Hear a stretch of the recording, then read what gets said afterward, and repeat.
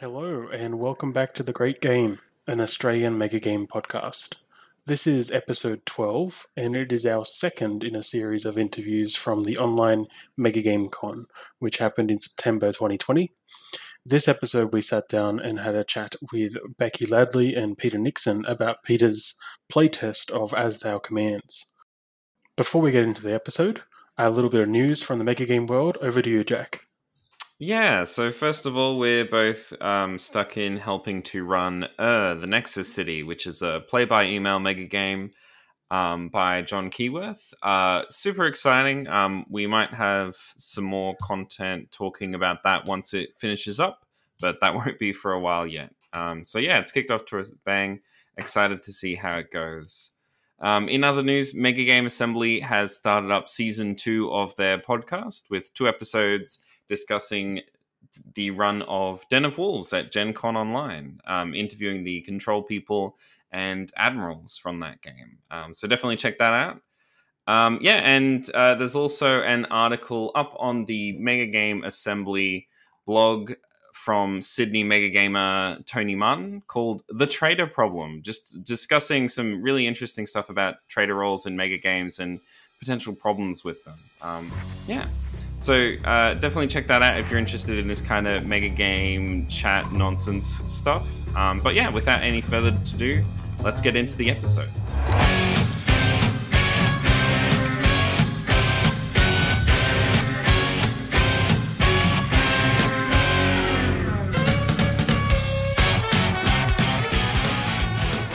Yeah, so welcome to episode 2 of our live recordings over the con. Today we're sitting down, or today or tonight or this morning, whatever it might be, sitting down with Becky and Peter, and we're talking about As Thou Commands, which was another game that ran through the con. Becky, do you want to give us a little intro for those rare people in the mega game community who don't really know you? Sure. I'm Becky Ladley. You might know me as Becky. I am. I've been a mega gamer for about 6 years now. I am the designer of Everybody Dies, the Game of Thrones mega game, and Trope High, the American high school mega game, and I blog over at Becky Blogs. Awesome. And Mr. Nixon? Hello, my name is Peter Nixon. I'm a designer here in the United States, and I am active in the Mega Game Coalition, and was one of the organizers for the OMG-Con that we're all here for. And of course, I also designed and facilitated the playtest of As Thou Commands, which occurred yesterday at the con. Awesome. So, As Thou Commands, we'll just jump straight into it. What is this game? Is this the first time that you've run it? I noted that it was a playtest here in the con. So could you give us, Peter, just a little rundown of what it is and where it came from? Yeah, happy to.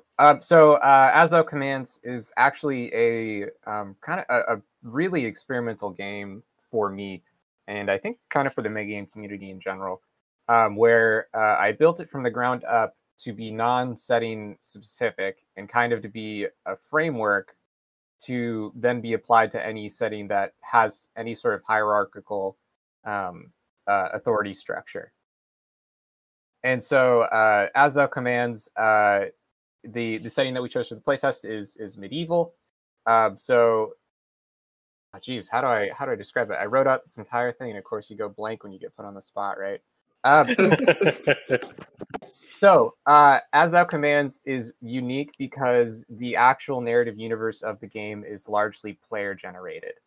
And so we have I wrote a tonal guide for the game itself, which describes like what the setting is going to be broadly, which is essentially Western European medieval generic, it's low fantasy medieval, essentially was what I was calling it. And then I sent out player questionnaires, and that's where the narrative generation started, where all the people coming to the playtest got questions, and they could we named the kingdom together, and we described some aspects of the universe, like why the king doesn't attend meetings of the council and stuff like that. And I'll get to that in a sec. And then later I sent out further questionnaires to a certain class of players who were arbitrarily declared liege players who liege was the non-binary term that I used to describe the heads of duchies. So this we created this kingdom, we named it, and each of the kingdom is made up of these individual duchies, which will be further characterized once the game actually starts. So after all the lieges got their questionnaires too, those kind of clarified some of the broader aspects of the individual duchies. And then once the playtest actually started, the first phase is essentially a narrative generation phase where in front of you you have a tableau, and you, as a player, represent a noble house, and you draft quote unquote assets from this suite of options, this menu. And it's a competitive draft with finite options. So if I take that my house has a large castle, I have the large castle. No one else has the large castle. And when you do that, there's also a prompt that prompts you, like to describe the castle further or name the castle, or like ask you why the castle was special. And that becomes canon in the universe. So it's through this aggregated use of questions that fleshes out the entire narrative universe of the duchy. And of course, the duchies combine to flesh out an entire kingdom. Right. Okay. Well, that's really fascinating. That's kind of blindsided me in the sense that I didn't realize there was this much world building in the actual game. Becky, have you played in a game like this before? I wouldn't say so. I've played in a lot of games. I can't remember all of them. Off the top of my head, I do think in terms of the amount of player input into the world generation, it's definitely one of the most that I've seen. And that was a really, really fun element, and it meant that I ended up really, really invested in this sort of kingdom. So I was the liege player, so I got involved in creating my duchy ahead of the game, and then on the game day, being involved in doing the draft. It built a really strong connection, I would say, between me and sort of the world that we were playing in. That's amazing. It sounds a little like an RPG I've experienced called Microscope, where part of the role-playing game is that you make the world, and then you could go and play D&D or something in the world that you've just created. But it's really fascinating that there's a competitive angle to the world building. It's not just like a collaborative, happy thing where you're doing stuff. You're actually trying to make sure that your bit of the world is better than anyone else's almost before the actual mega gamey bit starts. I'm really curious how that worked. Yeah, to a certain extent. I'm definitely going to make it a bit more gamey in the future. And for those who played the playtest, I'll assign like arbitrary wealth bonuses to certain tiles to make them like, the large castles give you more wealth than the smaller castles and stuff like that. But really, in a mega game, it's like, is having the tall mountain better than the river intersection? It's kind of up to you to justify that in your own head and then game it out, But it's funny you mentioned Microscope. If I can give a shout out to my buddy Trenton from Minnesota, who designed Deep Haven. We had a lot of conversations. He's a big, indie RPG fan like Microscope, and we've had a lot of conversations about how to bring the best of those types of role-playing experiences into the mega game realm. And so I think this is pretty unique. It's definitely the first mega game project that I've heard of in this regard. And it's to the point where I am a little bit uncomfortable even calling it a mega game to a certain extent, because it really, I kind of built it to kind of feel like a mega LARP. But whatever, if you're not focusing on labels, it's fine. No, well, if you're fighting over the definition, then it sounds like a mega game to me. That's really interesting.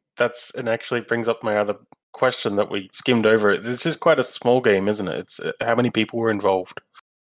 Yeah, so there were 5 duchies of 5 players each, and so that would be 25 people, and then each of those duchies had a control, so that's 30 people overall.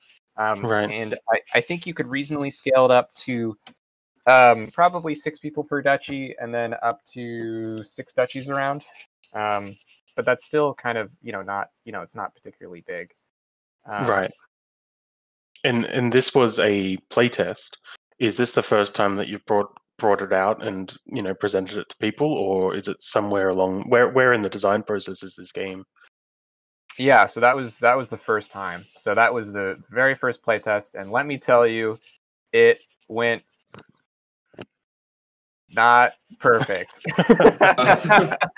Okay. Which is fine because it's a playtest. You know what I Yeah. mean? Like I really learned a lot, and this is like the thing that I always learn the same lesson. It seems whenever I playtest any sort of mechanic, is that certain parts of the game that I think will take a certain amount of time, just like double or triple it, and that's how much time it'll actually take. Like I thought the narrative drafting where people are drafting assets would be a fairly quick operation, and it was to some teams, but not to others. And it just. But anyways, like I learned a lot for sure. Right. And so with this being the first time you've brought it out, sounds like there's still a bit of work to do on it, which is what I'm keen to talk about. But did you, in the designing this, did this sort of come in these modern times where you were designing this to be run online, or is it sort of more designed for an in-person thing? Yeah, well, I was designing it to be in person for sure. Okay. I'm not gonna. I won't play along with your game of online theming. Yeah, I mean, when it comes down to it, like online games are really hard to design. Yeah. They're so hard. So I was the lead. I was the lead designer on Draft Night, which was my fantasy football inspired mega game. And that to be fair and frank, I did not adequately play test, and so the first game of that was like a disaster in many respects. And that being said, the next season was so much better, and I thank everyone for showing up to the first season. And I apologize if you did not have a good time, and I'm very thankful. It's improved a lot since then. I think everyone's definitely going through figuring out how these designs can translate and what works and what doesn't online a lot. That's something we talked a lot about with the NSDM guys yesterday, is trying to do that. Was there anything particularly in the play test that you thought would work really well in real life, but once you've translated it, maybe things are different than you expected or surprising? One thing I found surprising was during and after you're drafting all the assets, in addition to declaring assets as your own, you can also link your assets to other players' assets. So, for example, if I draft a manufactory district, and let's say I make wool, and someone else drafts like herds of animals and they declare it to be sheep, you can link it by saying, I buy your sheep. Right. And there's some more nuance into the links, but I won't get into it. That actually took like quite a long time. And I think a lot of it just has to do with the limits of Discord communications. Especially because like during Discord, only one person can talk at a time, and you can't even look at, you can't even have nonverbal conversations with them. You can't even turn and do like a spit take with other people. It's impossible. So I feel like when discussing these links, you had to kind of politely wait your turn. And then also it was not super easy to navigate Google Sheets for some of the players. So you had to like look at other people's Google Sheets to see what their assets even were, to see if you could even link with them. Right. That being said, some people took to it and like really ran with it, and that's great. I think I was dropping in on all the teams or all the duchies, and I think Becky's your Westphalen was pretty good. I think there's definitely, if you were going to keep it as an online thing, I think the spreadsheets didn't, for the drafting bit, didn't lend itself particularly well to that. But I'm sure that, because I know you used an actual drafting thing for draft night, so I think something like that, and then maybe a way for people to display their cards, that the things that they drafted, and maybe even advertise or something for links would work better. So I don't think it's something that couldn't work online, but I think that I think the not being able to talk to sort of past people and not being able to have personal conversations, individual conversations, was more of the barrier than the spreadsheet, which you could just find a different tool for. I don't think I realized when we were reading a little bit about this game and chatting to a couple of people how intense the world building and the narrative is. The fact that you said at the start, Peter, that this is kind of modular, that what you've designed is meant to be sort of generic without a setting. I wanted to jump back to that shortly, but Becky, did you want to give us just a bit of a rundown of what the game was like for you, like what your role was, and then what gameplay entailed? Because I'm trying to get my head around that. Sure. So I was the liege of the Duchy of Westphalen. My house was Von Glies, and very, very quickly during the draft, I established myself as literally only being there for fun. I took the ostentatious sort of character trait as my first pick, which I think really set the tone for the entire rest of my picks, because then I went on to pick things like large castle and entertainment and things like that. And that was just really, really fun, just to Awesome. sort of lean really strongly into that sort of role play side. And I think I carried that through most of the rest of the game, to be honest. It was, the linking was tricky to sort of do, and I don't think I definitely did that as much as I could have done. But things like putting there was the opportunity to put in feuds with other houses, and I think that was a really, really strong feature, because I ended up with a frenemy relationship with another player, where we constantly had competitions over who could put on the best arts festivals. It's just the sort of stuff that can only happen in a mega game. It was just bonkers. Yep. So that was the first half of the day, or the first half of the first part. And then when we were doing the council sessions, that again was it was very role play, and I often made a lot of decisions that were actually really bad for myself, my character, and ended up with a bunch of my my assets that were disrupted because I was screwing over a rival, or because I was playing up towards my ostentatious nature and things like that. So for me, it was a really, really role play heavy experience, which was so much fun.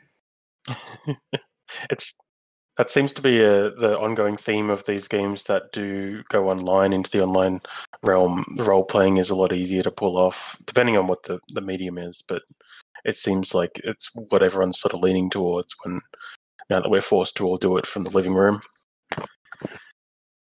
I've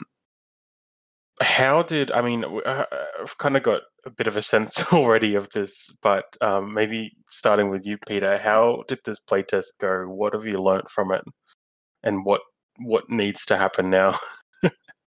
Well, I'm not gonna lie. Like, it obviously did not go perfect, as I previously elaborated on, and it was an awesome learning experience. But it wasn't necessary. I wouldn't call it like super fun.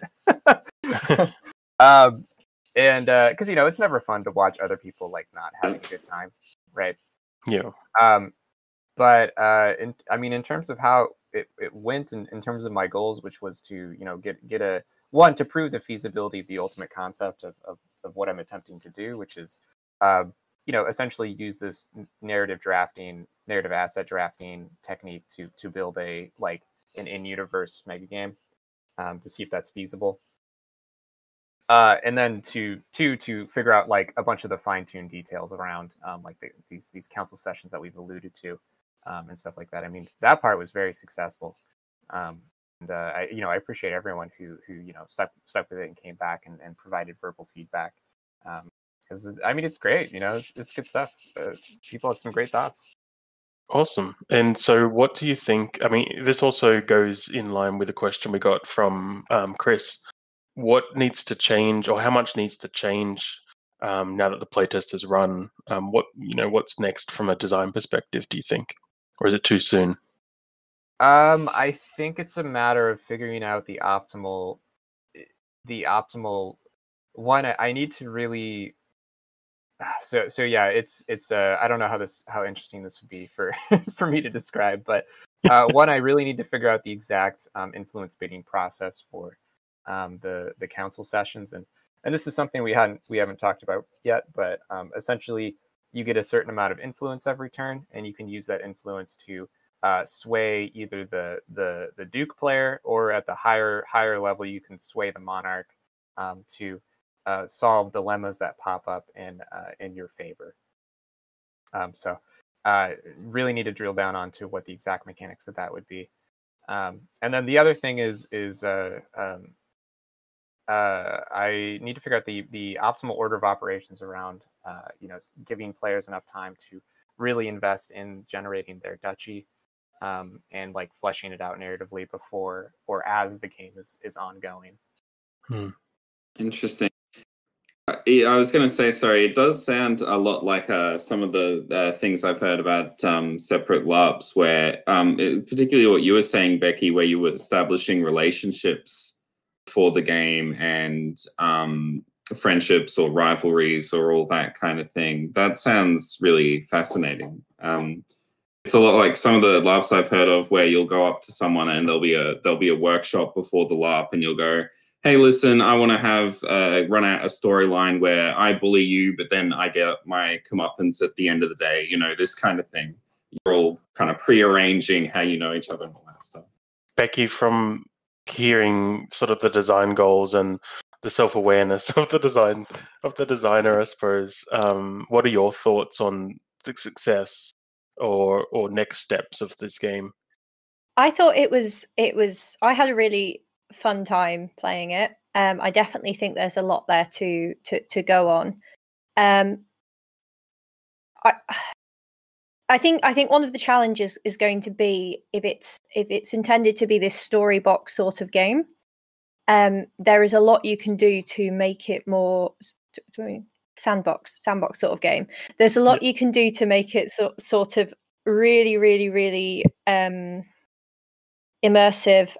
Things like you said about like the castle giving more wealth, or maybe some of the assets giving more, giving specific bonuses and things like that.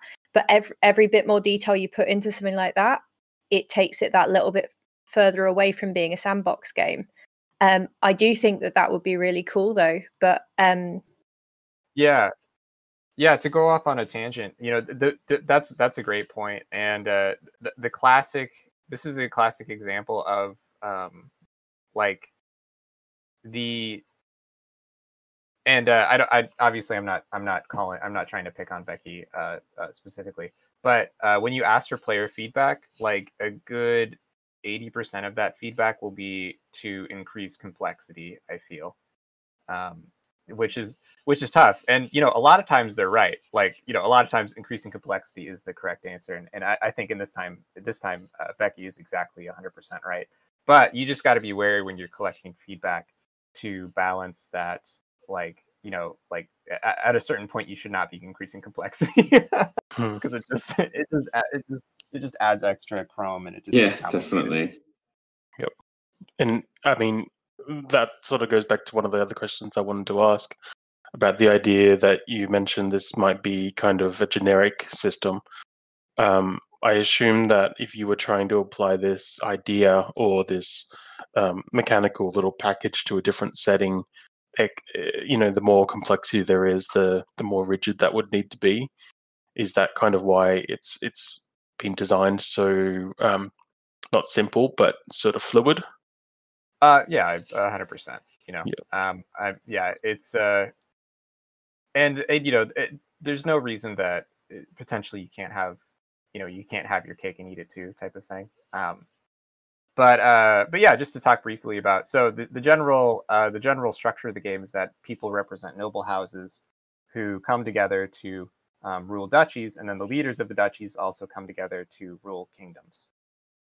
So that's like a simple 2-tier hierarchy of a structure. But I think that structure can also be, and you'd have to get potentially a little bit clever, but it could also potentially be applied to like military like hierarchies. Or you could do like gangs and criminal syndicates was something else I considered. And theoretically, the only thing you'd really have to change would be the narrative assets people are drafting. Yeah. Another thing you could theoretically do with it, if it is sort of, the idea is to get this sort of key section quite solid, would be then to build up more of a game around it. So it could be a sandbox game, a sandbox design that you could drop into various different games that need a council system with this sort of thing, and then, I don't know, bolt on like more religious players or things like that. And I know you said that it was a small game, and that, I don't know whether you're intending to design it as a small game, but it could be a way to sort of build on this once you've got sort of this quite a solid central construct, just to sort of build out from it, and all the things that the effects that come out of it can plug into various other aspects of it. Yeah, I think you're right. I think you're 100% right. Yeah, I'm actually kind of dissatisfied with a lot of council games and other in mini mega games. I personally find them rather frustrating and a bit amorphous. And usually they suffer from player bloat and like a bit too much frustration by design. So I think one way to get around that potentially would be to mechanify councils somehow. And so that was part of the kind of the design motivation behind this game, was to come up with some sort of mechanical way to, like how the King's Dilemma board game does it, which was an obvious inspiration. I was just about to bring that up, actually. So one of the things that you mentioned in the write-up, that it was super inspired by the King's Dilemma. Can you, go into a bit about what inspired you about that game and what you wanted to bring forward into the mega game space? Yeah, I would love to. So unfortunately, I I ordered a copy of the board game and then shut up and sit down and released a review of it. And then so the price shot up and they canceled my order. And then the orders got sold out, so I wasn't able to get one at a more expensive price either. So I still have yet to actually play the King's Dilemma, but from what I've read, the parallels between the two designs are obvious for anyone who's familiar with both of them. They're essentially, in both settings, you are noble houses ruling a kingdom. And you manipulate the kingdom by resolving these dilemmas that show up. So it's spiritually inspired for the most part, I'd say. Just on that correlation, because I actually have also just recently bought that, haven't played it yet. Was subject to the post shut up, sit down price gouging. But looking at it, reading all about it, reading the book through a lot, one thing I find that seems to come through in that particular board game, or whatever we call it, is that there are a lot of differing sort of goals and allegiances and long-term plans. How did that kind of stuff play into As Thou Commands? Were there, in the narrative building at the start, were there sort of long-term personalities or plans that got developed for each team and player? So the playtest was like, it was only one turn essentially. So it was a bit tough to build up the long-term motivations of several houses. But as with any mega game, long-term plans emerge, just naturally. For example, they decided to join a crusade at the kingdom level during the liege meeting. So it's inevitable. Awesome. I'll just read a quick question from the chat. Just a comment from the chat. It says, just from Josh, I would like to second the frustration with council minigames. While not perfect, As Thou Commands feels like a step in the right direction, which is awesome. And just kicking over to Becky, how would you describe the council stuff you went through with As Thou Commands compared to other council minigames you've played in other mega games? How would you compare those? So I think one of the funniest things about it is that I have written a council game for Everybody Dies that I think is in some ways similar to it, in that it's a mechanical council. You're absolutely right. The majority of councils are very, very role play heavy, diplomatic heavy, political, and quite unmechanical. The council game that I wrote for Everybody Dies was based on Jim Wallman's Hitler's Henchman game, which is another mechanical council game. And I'm a big fan of mechanical council games, because I think I think a lot of council, I mean, I like both types, to be honest with you. I do like a good chatty council. It was a very, very different experience to, say, the council game at Den of Wolves, or at Crisis in Elysium, or various other games that I've been on the council of, which are a lot more, here's the point we're discussing, and it's a very open-ended discussion. I do like it. I feel like it's a lot fairer on players who if they're maybe quieter or less forceful, they might struggle to get their point across. In a mechanical game, it's literally everyone has their turn to get their point across. So I think that's a really good point. Another thing that I think councils struggle with is actually putting their resolutions out into the rest of the game. And I know that's something that my small council game at Everybody Dies did, because this is really the heart of the game. You don't have that much of an issue in this one, so I think that's a definite positive for just keeping the game very focused on this.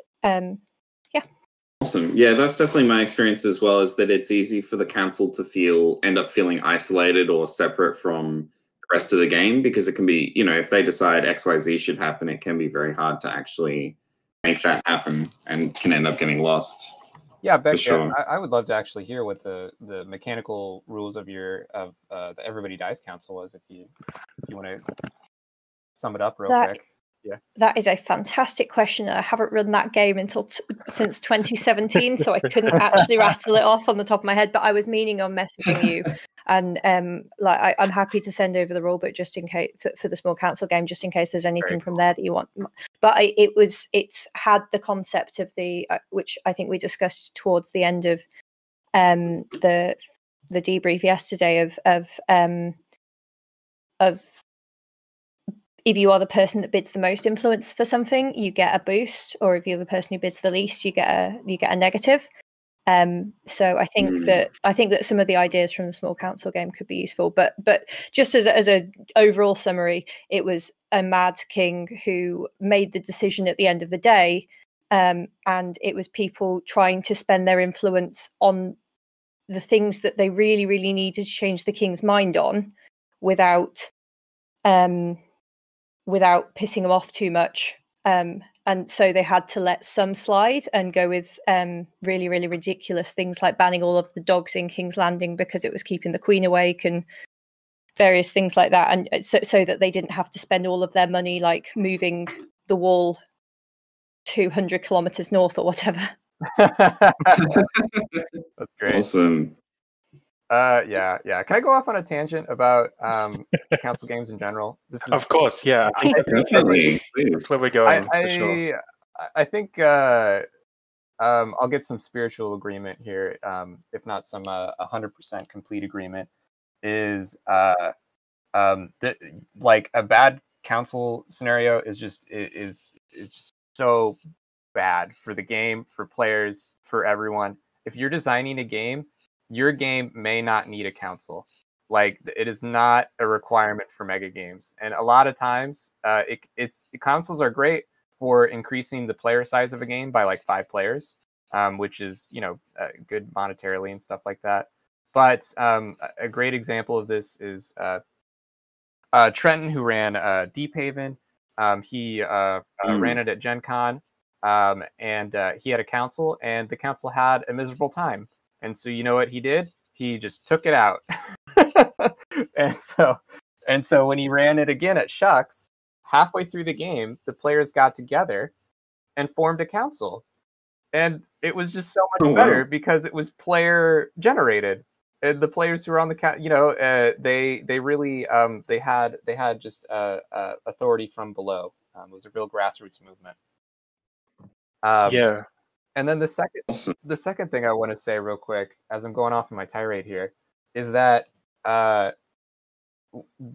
when Watch the Skies like first came to the U.S., one of the weird quirks that was happening, there was this guy in New York City who was running them, and his partner happened to work at the UN, which sounds like really cool for having an actual UN rep at the to represent the UN at these Watch the Skies games.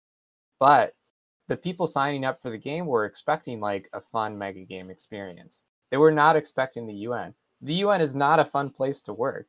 It's like it's not. People hate it. People who work at the UN hate working at the UN, and so it's not something that you should strive to emulate. Like, at least in terms of if your goal is to generate positive universal player experiences. Mm-hmm. Yeah, I think I can draw two correlations there, and I do agree with both things you said.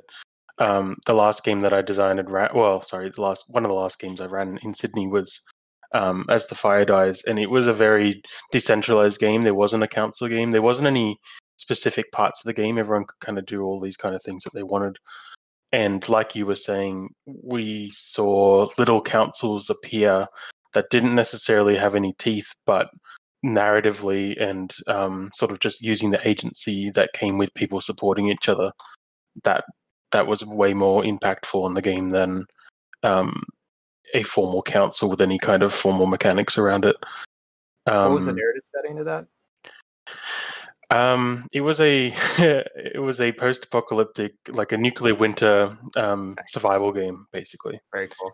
So it was like about a community. It was meant to be a cooperative game about a community trying to survive. So there's lots of inspired one. Yes, it sure was. Very cool. Yeah. No, I heard that game was very cool. I thought it was neat. Yeah. Thanks. So, but yeah, drawing from the second thing, one thing that I to support your second point there about real life, mechanisms that you bring into games. I had similar feedback, thankfully during the design process and not from the game itself, but in that same game, a large mechanical chunk was a government having a government and its bureaucracy hinder the survival of this place, and I think it ended up working quite well.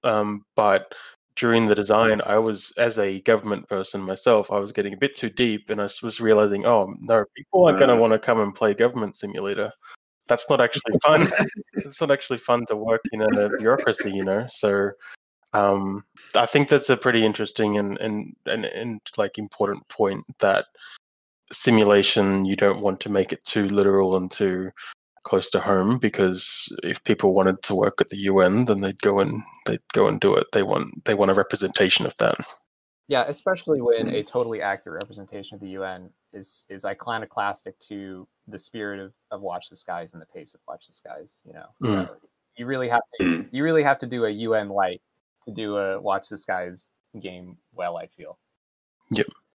I was just wondering whether I could jump in and mention a part of the game that I think was really good, which I mentioned just now on the gender inclusivity panel, which was the tonal guide that you included in the game, Peter.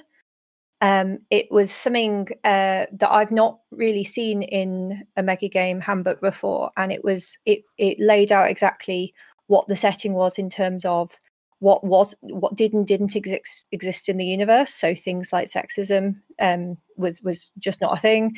Things like to which point religion would be involved, what sort of was an appropriate way to talk about people of other religions, things like that. And I thought that was a really sort of radical thing to put into a handbook. Can you talk a little bit about what made that happen? What brought that about? Yeah. Well, I'm not. I'm in the nerd community, and the nerd community has a real problem with this type of thing. It's no secret. I hope that's not like a super controversial thing to say. We've all seen the headlines of weird Hitler Youths infiltrating like Dungeons and Dragons groups and stuff like that. And that's like a real overshoot example.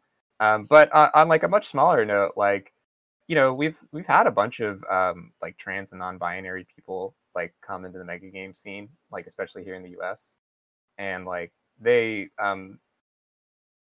specifically oftentimes, you know, I realized through interacting with them, like I'm not a good person, but I'm trying to be type of thing, of just, you know, realizing that I don't have any inbuilt support into any of these designs that I'm making for them specifically, and that's potentially easily fixable, potentially. That being said, this was the first time I've ever done something like this, and it wasn't like super easy.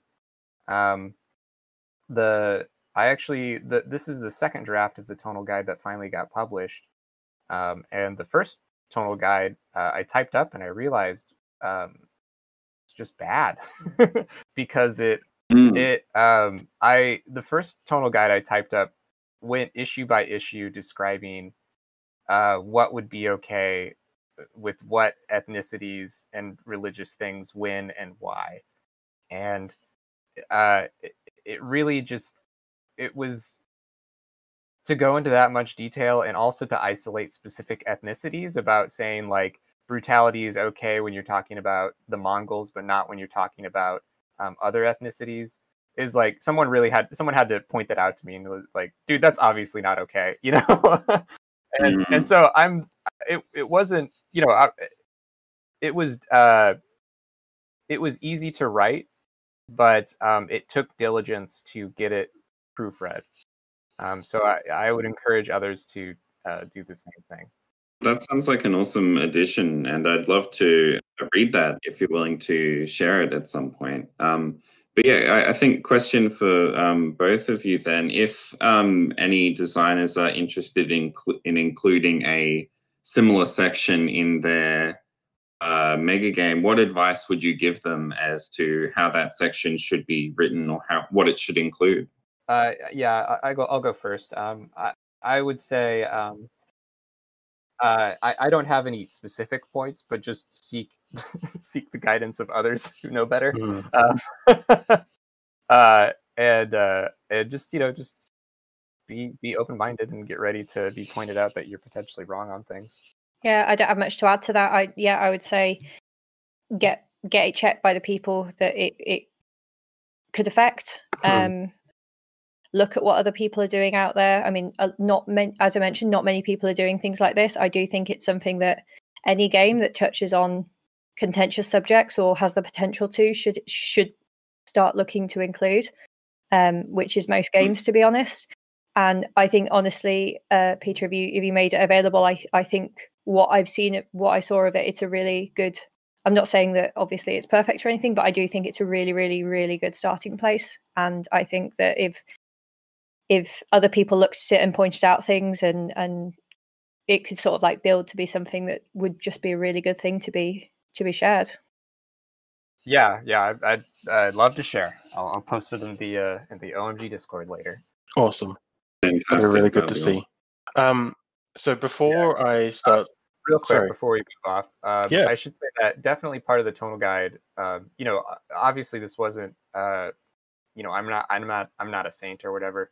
Part of the reason why I chose to write a tonal guide, it was a natural extension of writing the guidelines to make sure that the medieval universe, that everyone had the same conception of what we're considering in like appropriate for the narrative, you know. So I had, you know, one of the guidelines was no guns. You know, everybody's using swords and shields and stuff, but no guns, right? And so, you know, as I was writing that, I was like, well, I should address gender, you know, I should address religion, and it kind of just it went on from there, and then you know, all of a sudden it's 3 pages long. And if you are, do not worry, if you are designing a game, your tonal guide will likely be shorter because you are not crafting this potential all-encompassing completely fluid freeform narrative game. So don't get overwhelmed. Right. Yeah. No, that'd be really interesting to see. And I'll say there that I encountered similar struggle to write something for my last game, which I started with a basis like a general sort of like social contract that I actually got from Jack, and was really struggling to try and keep it from a long-winded rant that covers everything and makes it abundantly clear about the goals of the game and what isn't sort of acceptable or what isn't relevant to the narrative.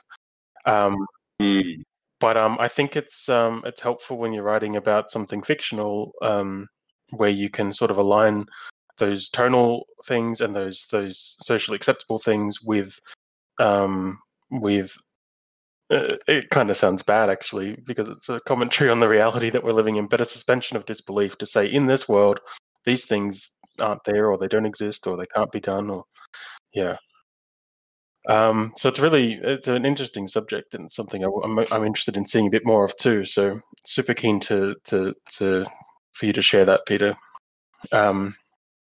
Before I started steering us to wrap up, I just thought I'd ask each of you, looking at this game, and then this is the first playtest. What was your ultimate takeaway? Like your favorite thing, or the thing that you think needs most attention or changing, and then where do you want to see it go in the future as a player and as a designer? I really enjoyed the world building. I think that mega games at the moment. So in sort of role play, you've got the choice between you create a character or your GM creates your character. In mega games, it's pretty much always the GM creates the character, the designer creates it. And it is really interesting to see this moving into possibly something that could start off a whole wave of mega games where the players are involved in the creation of their characters. So yeah, that's the thing I think is most cool about this game. Yeah, I mean, I could get into the nitty-gritty details of what I think needs the most improvement. But I think I'll just close by saying, like, I'm excited to run this like again in some sort of full-scale environment where we have kind of this complete player-generated universe that we've all created. And it's kind of, it's one of the things where a lot of medieval settings are not accessible, right, for various contemporary reasons, and also a lot of people just aren't interested in history, like they only do fantasy. And so one way to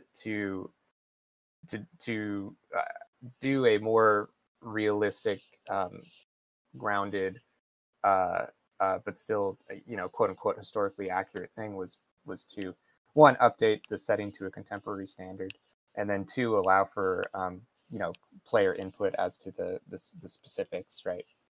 Because it could still be historically accurate and a fictional kingdom, Yeah. Okay, well, on that note, I don't think we've got any other questions from the listeners, and I'm wary of the different times that you guys are operating in and the long day that you've had. So I might wrap it there if there's no final thoughts, and just thank you both for, thanks for the opportunity to talk to you about the game, and also Peter and everyone else involved. Thanks for organizing the con. Hey, no, thank you. This was fun. Thanks for letting me vent about the UN. Yeah, thank you for your attention. Yeah, thanks for the game, Peter, and thanks for having me on. Yeah, thanks, Becky.